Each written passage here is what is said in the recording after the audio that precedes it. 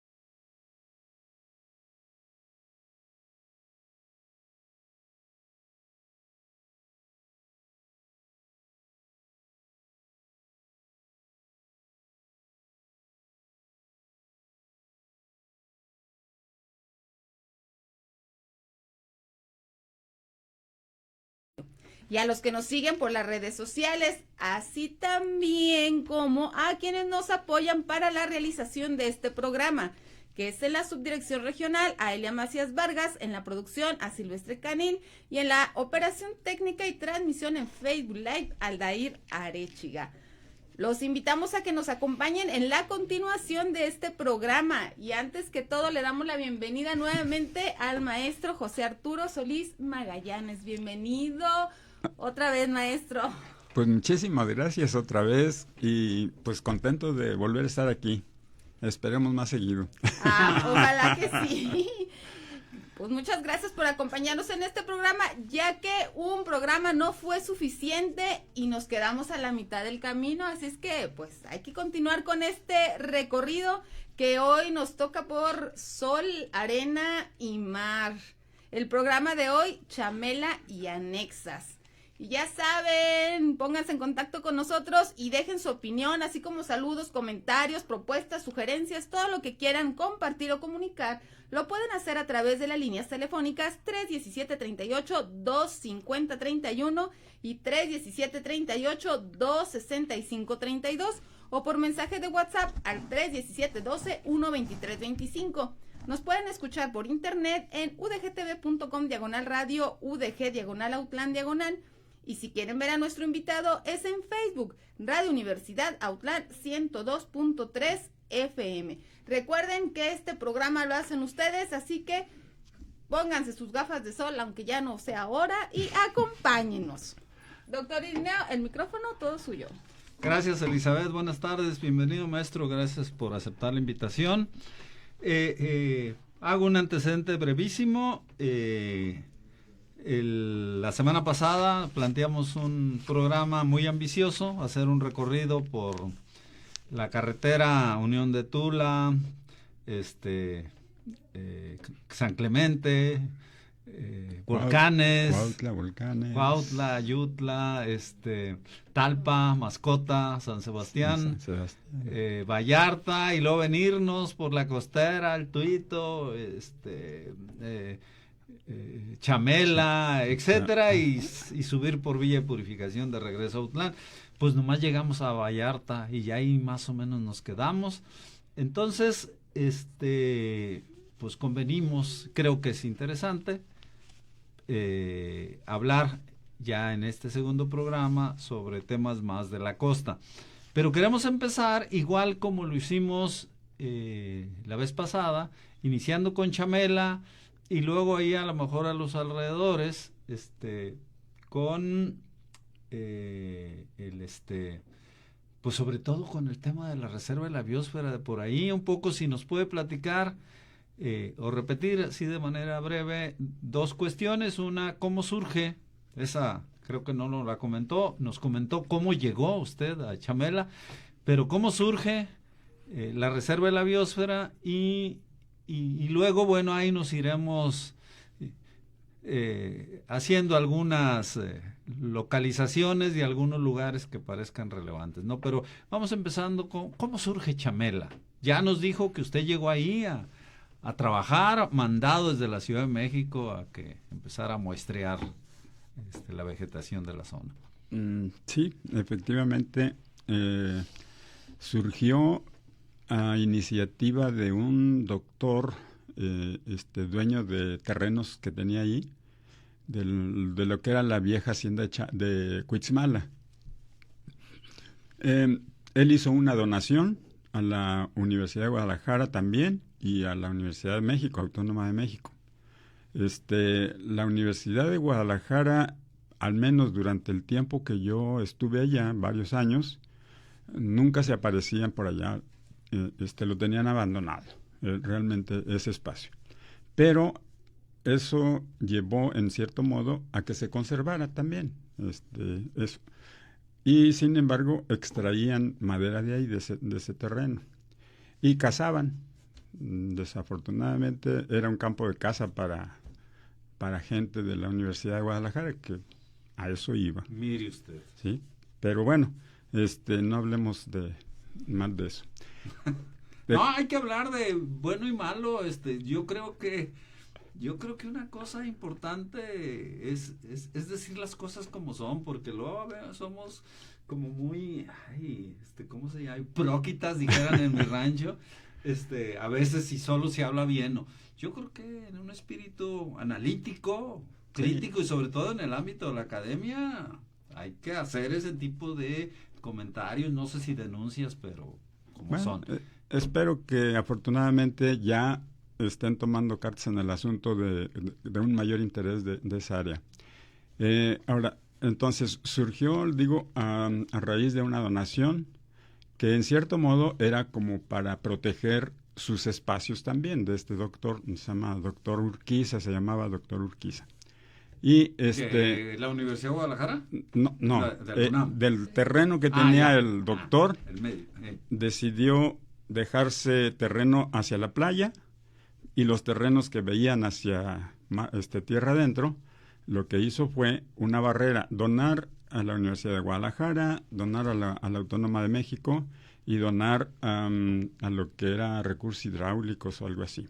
¿Sí? Uh-huh. Entonces, de esa manera se protegía sus terrenos.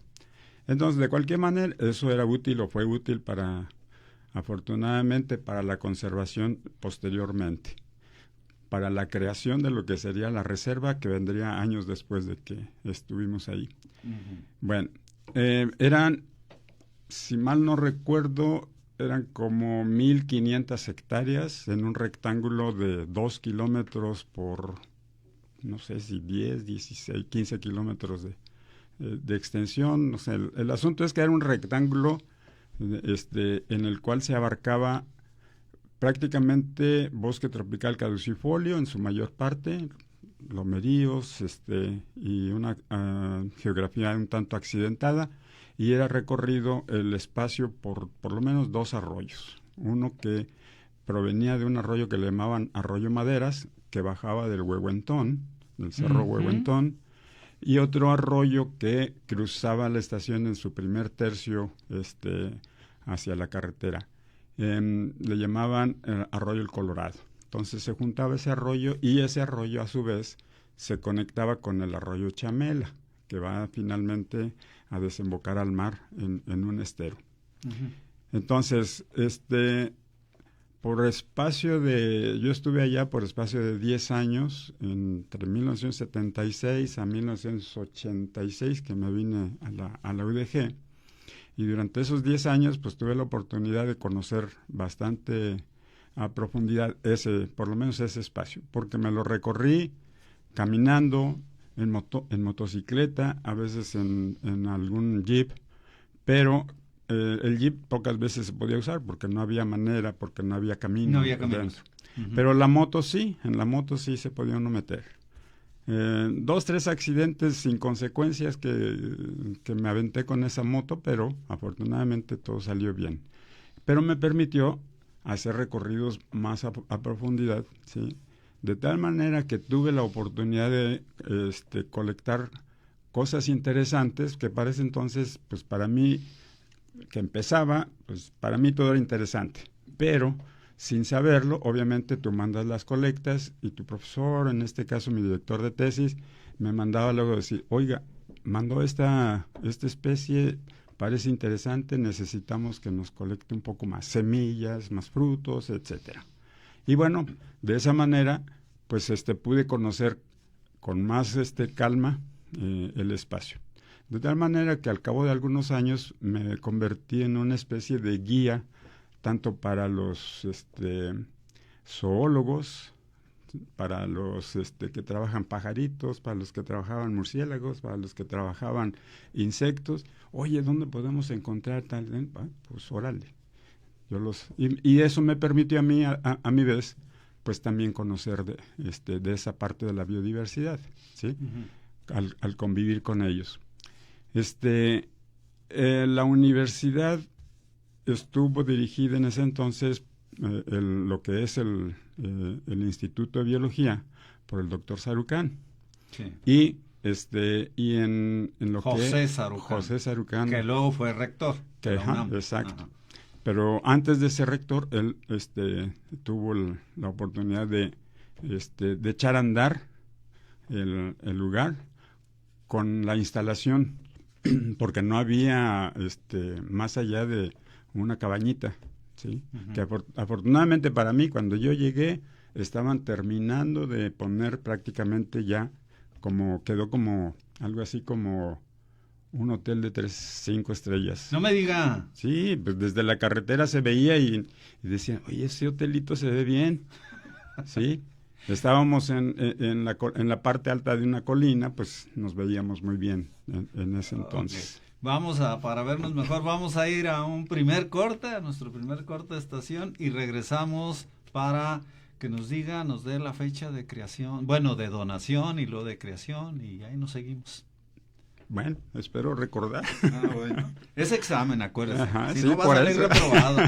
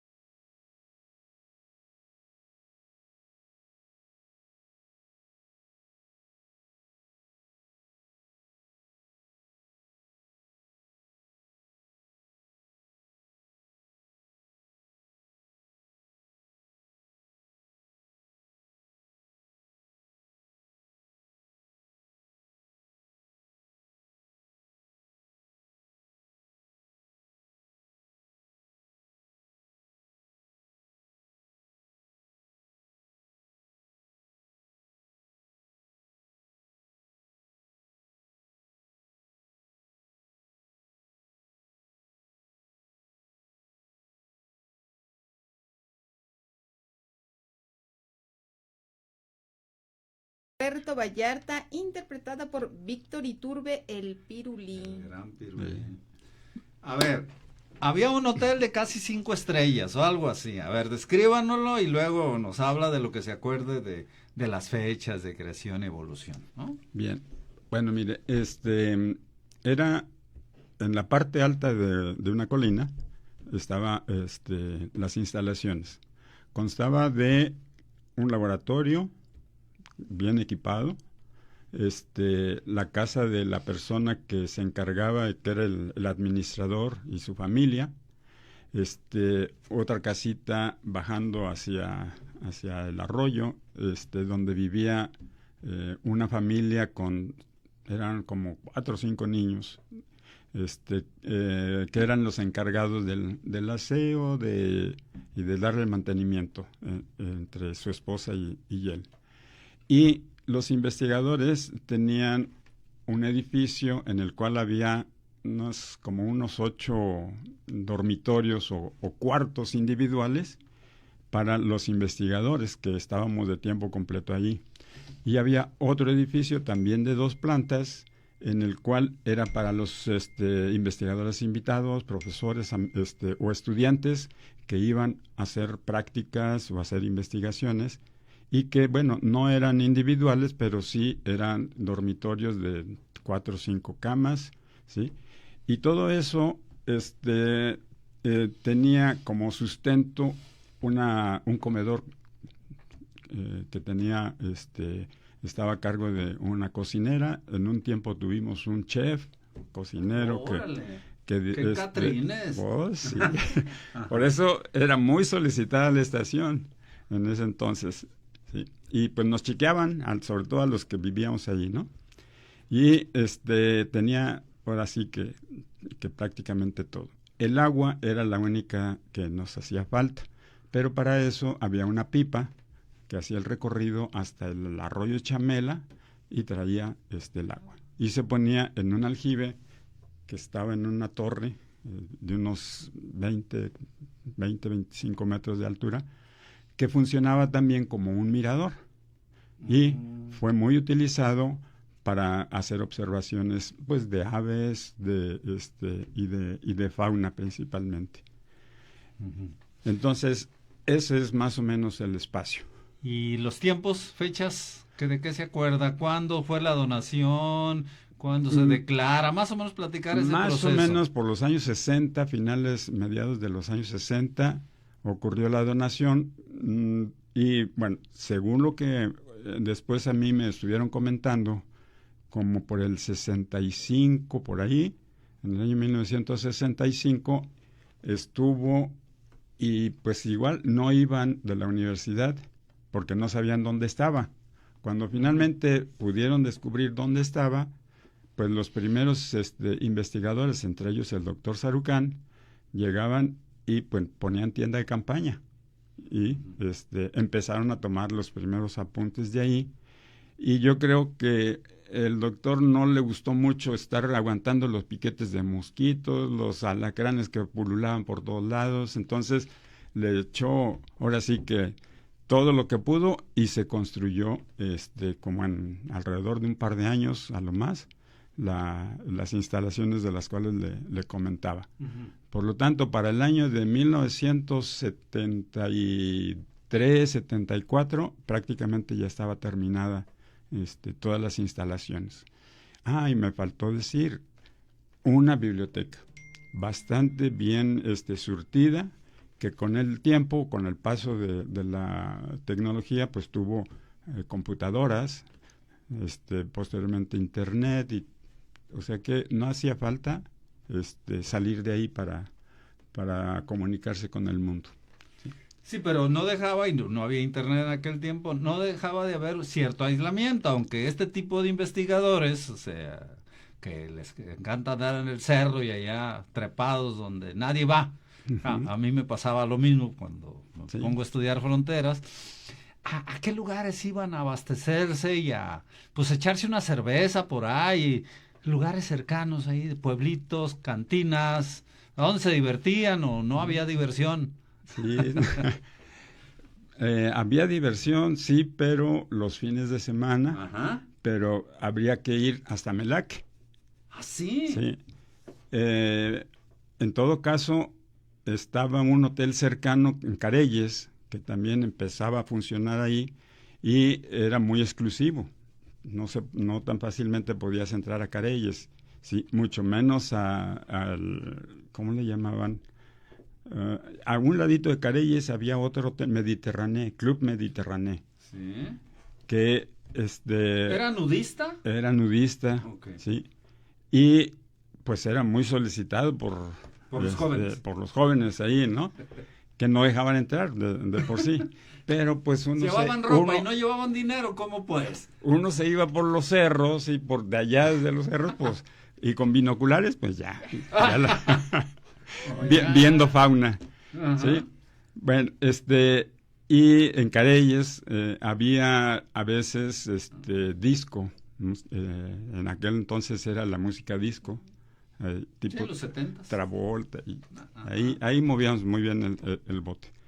Pero cuando queríamos un poco más, pues íbamos hasta Melaque, ¿sí? Bueno, me llama mucho la atención porque no está nada cerca, ¿qué será? ¿Como unos 40 minutos en auto con la No. carretera actual? No, como una hora prácticamente. Son 60 y tantos 64 Una hora, kilómetros. O sea, estaba requete lejos. Sí. Afortunadamente la carretera hasta adelantito de Chamela ya estaba muy bien. Sí. Ya Sí. no había que vadear ni nada. Hago énfasis en esto porque literal estaban en despoblado. Sí.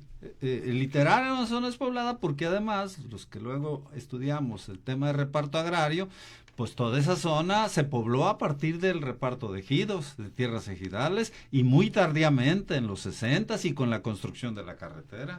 Así Por es. eso hago tanto énfasis el tema de que está re lejos, Melaque. Algo Sí. que llama mucho la atención, o llamaba mucho la atención, y que a mí y a los compañeros que después empezaron a llegar, nos sorprendía ver un supermercado un poquito más adelante, a unos 10, 15 kilómetros de ahí, que ibas en la carretera y de repente supermercado, caray. Y sí, efectivamente era un supermercado muy bien surtido para aquel entonces. Entonces, eso fue como a los 4 o 5 años después de que yo llegué, ya estaba bien.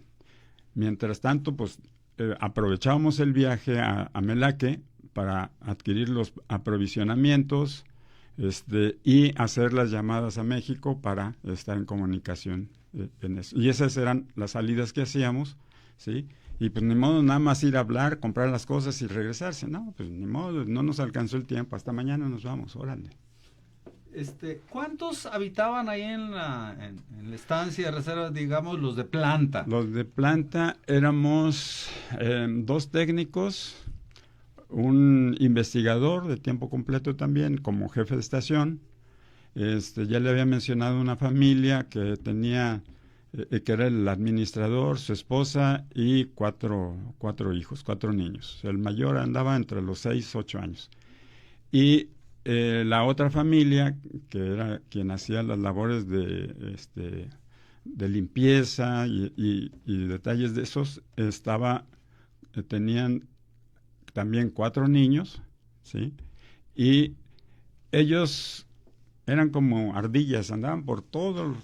Yo los aproveché muy bien porque los premiaba con dulces o con lo que fuera, y me conseguían semillas para la colección. Entonces, me llegaban con bolsitas de semillas. El asunto era, oye, ¿de dónde la colectaste? ¿Cuál fue el árbol? Y había que ir con ellos para saberlo, ¿no? Entonces me daban más chamba en ese sentido. Pero bueno, nos entreteníamos muy bien con ellos. Oiga, ¿el polígono de la propiedad tenía parte del litoral o no alcanzaba a llegar hasta el litoral? No alcanzaba a llegar porque estaba la carretera, y de la carretera al predio pues medían como unos 3-4 kilómetros ahí. Ajá. Y de la carretera al mar pues serían otros 5 kilómetros más o menos, entre subir, bajar. Pero se veía el mar desde ahí. Ok, y bueno, para temas científicos, académicos, pues supongo que también hicieron colectas de lugares más cercanos a la playa para ver esos contrastes de vegetación, pero ahorita vamos a nuestro segundo corte de estación y hablamos de las colectas y de todas las preguntas que tiene Elizabeth por ahí acumuladas. Vamos a nuestro segundo corte de estación y regresamos.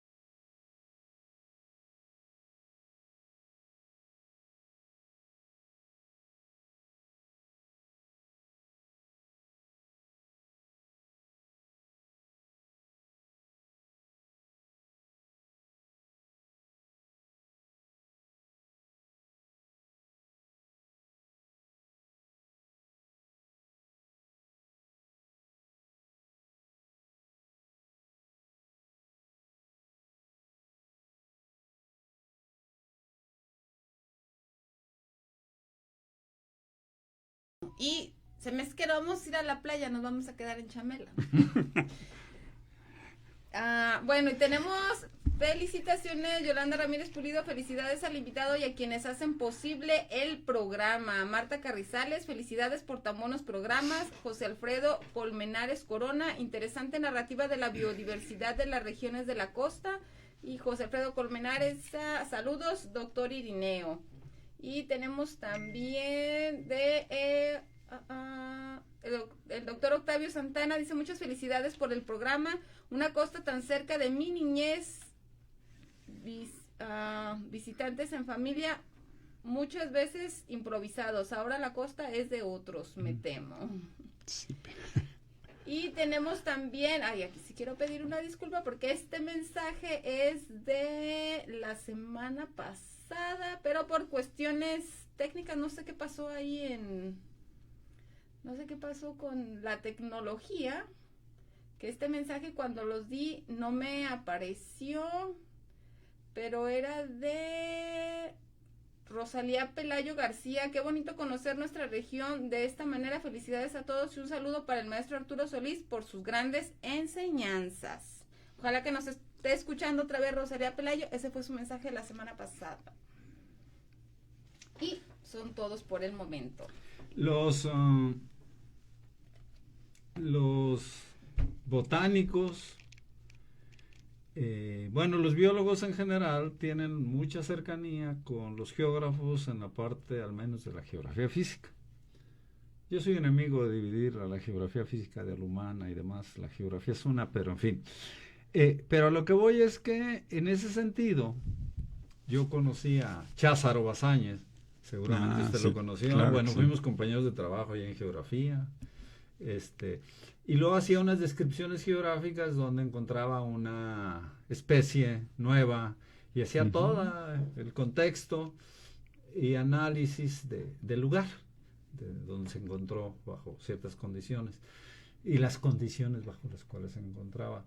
A ver, ¿cuál era la metodología en ese sentido de contextualizar? Platíquenos alguna experiencia que usted haya tenido y más o menos la geografía pues de esa zona, la geografía física, pues ya dijimos que no había gente. Pues como les decía, está compuesta de cerros, de alturas variables, digamos, desde el nivel del mar hasta la parte final de la estación, habría una diferencia de altitud de a lo sumo unos 200, 300 metros de altitud. Los medios bajos, chaparros. Los medios bajos, pero en algunos lugares, sobre todo en los escurrimientos de arroyos, sí había cortes que, pues, si te caías sí dolía, en eso. Entonces, sí se hacían arroyos que en su mayoría eran temporales, pero durante la temporada de lluvias sí transportaban bastante agua. En todo ese es un ecosistema prácticamente de lo que se conoce como selva baja caducifolia o también llamado bosque tropical caducifolio. Su característica principal es la pérdida de sus hojas durante la sequía, durante la época seca del año, que va de noviembre a junio, más o menos, mediados de junio. Y se transforma, como por arte de magia, en un lugar sumamente verde, que es en el verano, a partir de mediados de junio, con las primeras lluvias, ¿sí? Hasta mediados de noviembre, ¿sí? Dependiendo de los aguantes, durante el tiempo de secas no hay agua, pero sí hay animales más peligrosos, ponzoñosos, se observan más, como los alacranes, las víboras, y durante la época de lluvias, pues lo que más inquieta son los mosquitos, las garrapatas, que pululan por todos lados. Guinas que les llaman también. Las guinas que les llaman. Que son las garrapatas chiquitas. Sí. Y bueno, en ese contexto, los árboles son el dominante especial del lugar. Son árboles que tienen alrededor de 8 a 10, 12 metros, con algunos emergentes de hasta 15 metros de alto. Y en los arroyos ocurre que se mantienen más tiempo verde, aunque algunas son especies que no crecen más allá del arroyo, afuera del arroyo. Y a esos, en algunos lugares ya más protegidos, se le conoce como bosque subperennifolio, ¿sí? Porque sí, llega a perder las hojas, pero en un breve periodo de tiempo, un mes y medio a lo más que llega a tener. Y los árboles sí son más altos. Ahí es donde tienen más demanda los árboles maderables, ¿sí? Entonces, esos son los más codiciados, o al menos eran de los más codiciados en su momento, que es parte de la historia de Chamel ahí en tiempos de inicios del siglo XX, ¿sí? Yo tuve la fortuna de descubrir sin querer, como le decía, unas cuantas especies. Se adelantó a mi siguiente pregunta. Esa era, ¿cuáles son las especies que usted contribuyó para el herbario mundial, vamos? Ajá. Nombre científico y nombre común o vulgar. Pues el nombre común no lo sabemos porque no. Pero de la gente de ahí. De la gente de ahí incluso. No lo conocía. Debo decir que, como usted lo dijo hace rato, mucha gente de ahí empezaron a llegar a mediados del siglo del siglo XX, ¿sí? Entonces venían de otros ecosistemas y pues era nuevo para ellos en ese entonces. Por eso sus nombres, pues no, o sea, el conocer las plantas les ha llevado un poco de tiempo, ¿sí? A menos que fueran especies cuya distribución se alcanza, no sé, la mayoría de ellos venían de Michoacán, por ejemplo. Y entonces sí, había algunas coincidencias en los nombres. Entonces, un árbol que en lo particular me llenó de orgullo gracias a que mi director de tesis dedicó la especie a mi apellido, Magallanes. Es un Loncocarpus magallanesi. Es de la familia de las leguminosas. Sí, y las leguminosas normalmente las asociamos a las comestibles, ¿no? Unos frijoles. Entonces, son árboles, en este caso es un árbol de flores de color lila, azul, lila, violeta más o menos, y tiene un aroma muy agradable en esto. Y florece durante esta época, justamente. No tiene un nombre común, ¿sí? Hay otro que Entonces, ¿cómo le llama la gente? Palos. Sí. Pero sí hay algunos como el iguanero, ¿sí? Que es un árbol cuya corteza es muy hendido hacia el interior, dejando huecos entre sí, como si fuera un entramado, ¿sí? Uh-huh. Y le llaman iguanero precisamente porque las iguanas se meten aprovechando esos huecos. Uh-huh. Y su nombre científico es una Cesalpinia eriostachys. Comparando el olor de la flor de esta con el olor del otro Loncocarpus, también es leguminosa, pero huele, ahora sí que... Huele feo. Huele feo. Y se reconoce cuando agarras las hojas, en eso.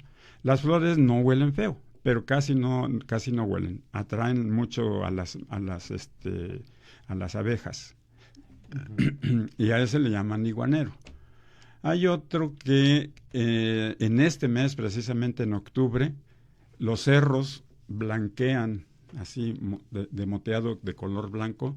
Esa es una especie que le llaman sangre de grado o simplemente grado.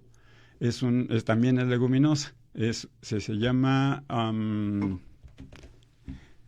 sangre de grado. Sangre de Dios. Dalbergia, una es Dalbergia congestiflora. Mire, da lo mismo, no son pero en fin, pero viene.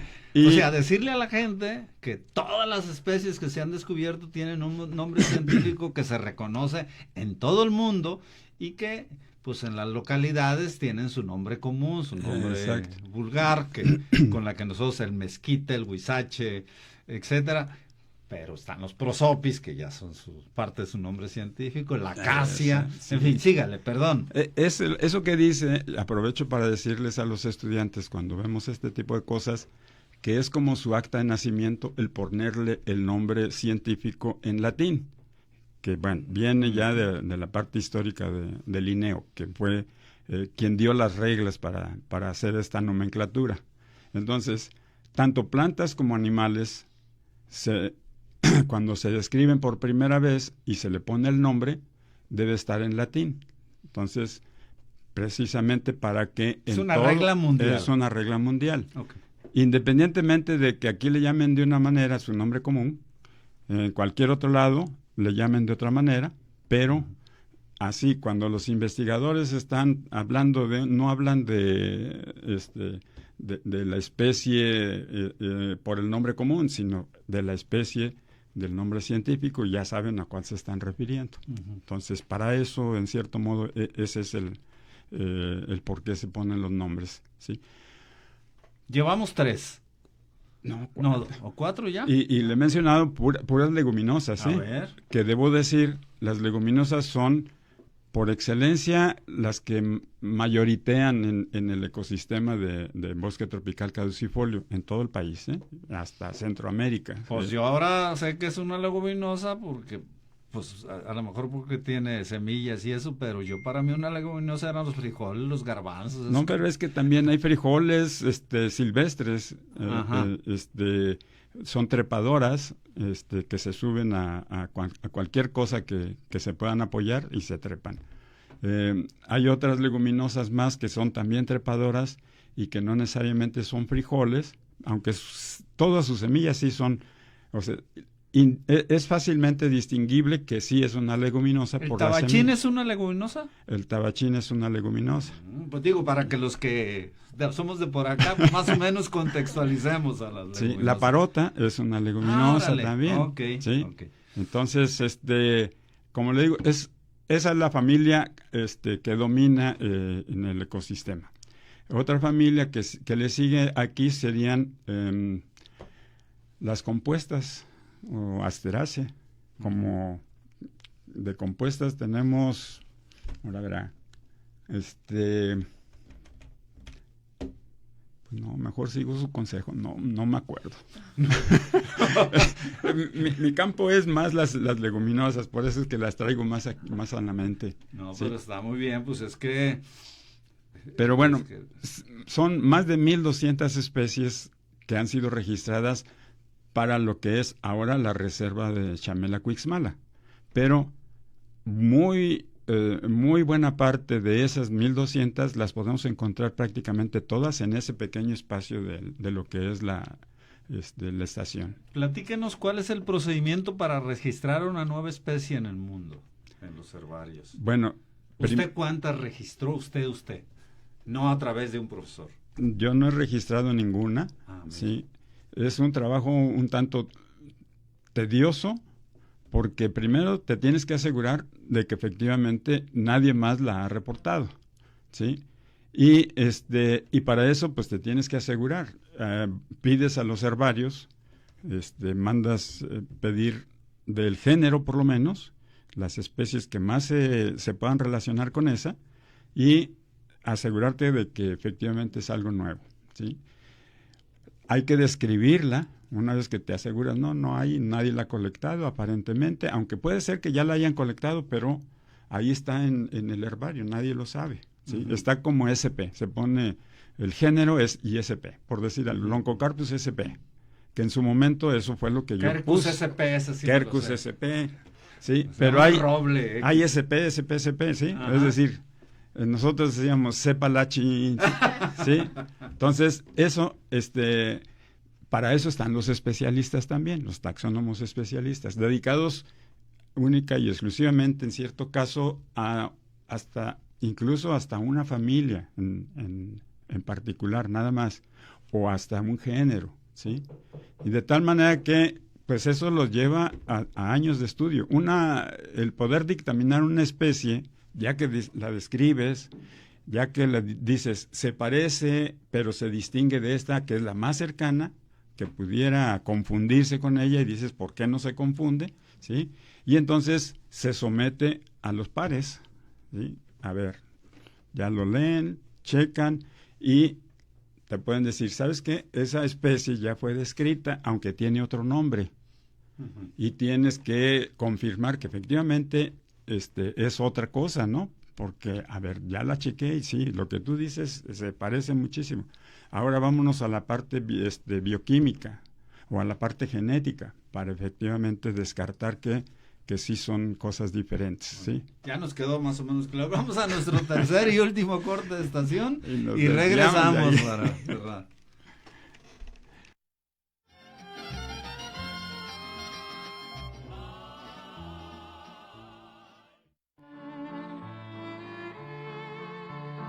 Hablemos de lugares, sus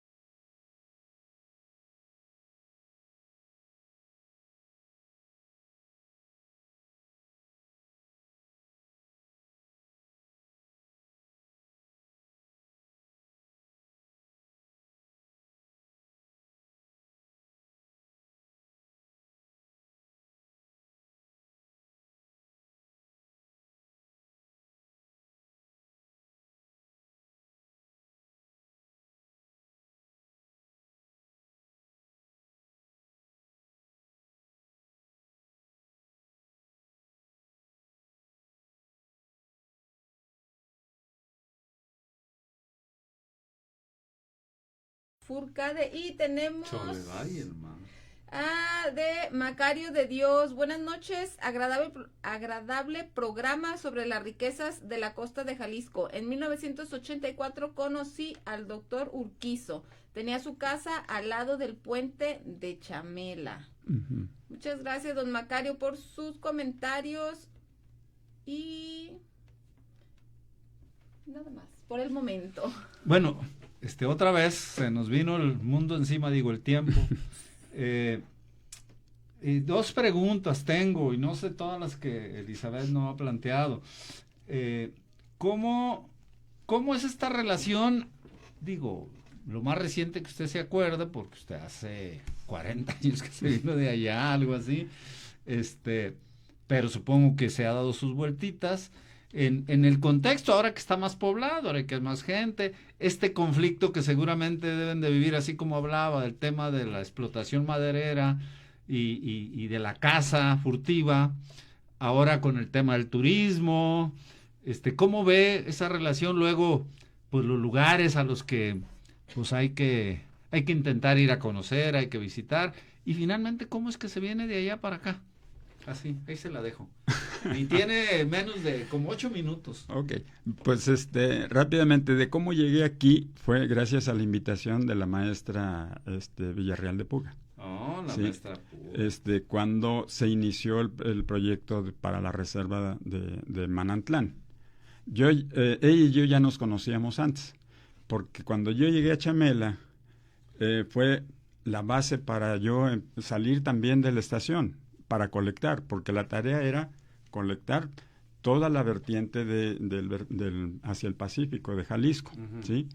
En la medida de lo posible, ¿sí? Concentrado ahí, pero cuando había posibilidades nos íbamos pues llegamos hasta acá a Manantlán, ¿no?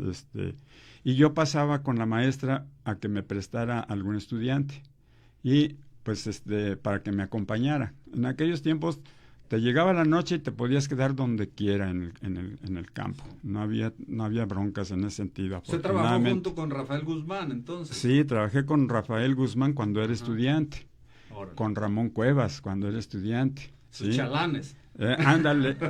Sí, de hecho se le quedó el mote a él, nos decimos chalán, en el buen sentido, ¿sí? de amistad. Y también otros investigadores del CUCBA con ellos. Bueno, eso es cuando nos conocimos, ¿sí? Y como llegué aquí fue porque la maestra consideraba pues que mi experiencia le sería útil de alguna manera y me invitó a trabajar aquí. ¿Pero por qué dejó usted la UNAM? A ver, UNAM no dejé, no sí. cualquiera hace eso. Bueno, ahí entran los intereses personales, Okay. ¿sí? Yo ya tenía, pues, 7, 8 años y yo ya había pedido, pues, quería pasar de ser biólogo a maestro en ciencias, de ser posible hasta el doctorado. Uh-huh. Y nada más me decían que sí, pero nunca me decían cuándo. Uh-huh. No, que después me doraron la píldora de que, no, que es que tú eres aquí muy importante, porque me había convertido en el guía de todos los que llegaban. Okay. Y sobre todo los investigadores de renombre, que esto y que el otro, ¿no? Que tú sabes dónde están las plantas y que no sé qué, las poblaciones. Le juegan uno el dedo en la boca. Exacto. Y le platican uno bonito. Y entonces, a mí también me pasó alguna vez. Pues se siente importante, sí, pero cuando veías que compañeros tuyos que habían llegado ahí ahora para hacer su tesis de doctorado, de maestría, oye, espérame, ¿no? Yo también quiero.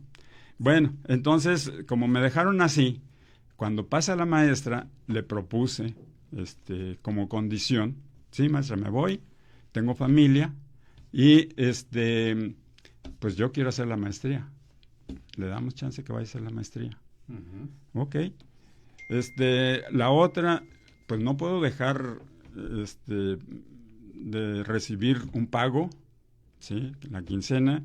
Si renuncio aquí, me voy allá, quién sabe en cuánto tiempo, y aquellas veces las condiciones no eran tan buenas en la UDG para pagar. Uno cobraba retroactivos. Y sí, y yo no podía quedarme con ese retroactivo. O sea, me iban a mí a pagar un finiquito allá, pero ¿cuánto me iba a durar? Uh-huh. También, me dijo, no hay problema, se lo vamos a conseguir, que no sé qué. Ok. Y así fue que me vine. Yo fui con la maestra y le dije, bueno, ¿por qué no mejor nos ponemos a prueba, ustedes y yo?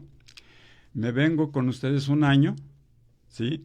Y si están de acuerdo con mi desempeño, pues renuncio y me vengo. Yo, mientras tanto, pido licencia allá. Y bueno, efectivamente así lo hice y me vine. Y cuando voy con la maestra me dice, ¿sabe qué? Yo ya no estoy a cargo del proyecto. Diríjase con Rafael Guzmán. Uh-huh. Y ahí te voy con Rafael Guzmán. Dije, chin, pues entonces me hace que no, pero no, al contrario, muy buena onda con Rafael. Y de esa manera fue que me quedé. Pasé de técnico a investigador. Dije, oh, qué padre. Y todavía sin ser maestro en ciencias. Le digo, oye, pero yo quedé que iba a irme a hacer la maestría para poder, ahora sí, aceptarlo de investigador, pues, de alguna manera. Y sí, así lo hicimos. Me dio chance de ir a hacer la maestría a México, a la UNAM, ¿sí? A pesar de que UNAM y UDG no, ¿cómo? Pues no había manera de hacer maestría en la UDG, entonces vámonos para allá. Uh-huh. Y entonces pues yo viajaba de Guadalajara a México para hacer la maestría y cada semana iba y venía a ver a mi familia, ¿no? En ello. Y así fue como yo me instalé en la UDG, cumpliendo con el compromiso. Ellos cumplieron, pues yo tengo que cumplir. Las mayores, ya hablaremos después de su estancia, porque ya lo vamos a agarrar de cliente. Le vamos a dar calendario para la próxima. A ver, las mayores satisfacciones para quedarnos allá en Chamela, y bueno, ya hablaremos después de otras cosas. Las mayores satisfacciones en ese periodo que trabajó en Chamela, los mejores lugares a visitar ahí en las cercanías. Tiene 3 minutos o 2. Bueno, pues vamos a empezar con la más cercana a la estación. Ajá. Hay una playa que se llama El Negrito, que era nuestra playa favorita de ahí de la estación. Y había otra playa más cercana que se llama Las Truchas, pero esa había que tomar un arroyo para llegar a él. Era una playa chiquitita, pero muy agradable, muy buena. Y ahí teníamos la oportunidad de sacar quitones, cucarachas de mar, lapas, pulpo. O sea que nos íbamos a pescar ahí con los trabajadores, ¿sí? Uh-huh. Y pues teníamos el mar a nuestra disposición, una playita muy a todo dar. Y en El Negrito también, a veces los de Club Med iban y hacían sus comidas allí, sus fiestas, y ahí es donde teníamos oportunidad de ahora sí de intercambiar ahí amistades y eso, ¿no? Y desafortunadamente ahora ya esas playas no se permite pasar, ¿sí? Entonces ese es uno de los inconvenientes. En aquel entonces era libre la entrada de eso. La otra playa de la que habíamos hablado, Careyes, que está a la orilla del mar, es un hotel, ¿sí? Y más yendo hacia Melaque están el Tamarindo, ¿sí? Que también es privado. Y que también es privado. ¿Cuál otro? La Manzanilla. Que ese sí es público. Y ahí hay un cocodrilario, uh-huh. ¿Sí? También. Entonces, hay otro más exclusivo todavía, otro lugar más, el Tamarindo, ¿sí? Uh-huh. Que ahí hay que pagar en dólares para entrar, entonces también reservado. Y finalmente pues llegamos a Cuastecomates, ya prácticamente cerca de Melaque. Sí, eso es hacia el sur. Hacia el norte pues tenemos la bahía, donde está La Fortuna, ¿sí? Y al final de la bahía pues está Pérula o Punta Pérula, ¿sí? Donde hay desemboca otro arroyo. Y ahorita está muy bonito, hicieron un malecón, está muy padre, que se puede visitar ahí. Y enfrente, como cerrando la bahía de Chamela, están las islas. 30 segundos, mayor satisfacción en su estancia en Chamela, así de... ¿Qué le queda así de...? Pues además de haberse conseguido mujer allá y de la... Pues haber hecho amistades con gente de allá, y también con gentes de la academia. Tengo muchos amigos de otras universidades que conviví con ellos ahí en Chamela. Y pues las visitas a las playas, que no soy muy de playa y arena. Prefiero, cuando voy, que sigo en contacto con ellos, cuando voy prefiero irme al cerro, en lugar del mar. Aldair ya no está corriendo, Elizabeth. Pues ya no podemos decir que no fuimos a la playa. Rápidamente hay un recorrido por las playas y bueno, como siempre el tiempo es poco, no nos alcanza y yo creo que aquí tenemos más programas todavía con el maestro. Ya solamente nos queda agradecerle, maestro, muchas gracias por haber estado en el programa y por este recorrido que nos dio el día de hoy. Y nos despedimos de estos micrófonos, el doctor Irineo Martínez Barragán y su servidora Elizabeth Reina. Nos vemos y nos escuchamos la próxima semana. Maestro, buenas noches. Muchas gracias a ustedes y pues disculpen que no sea tan corto en eso.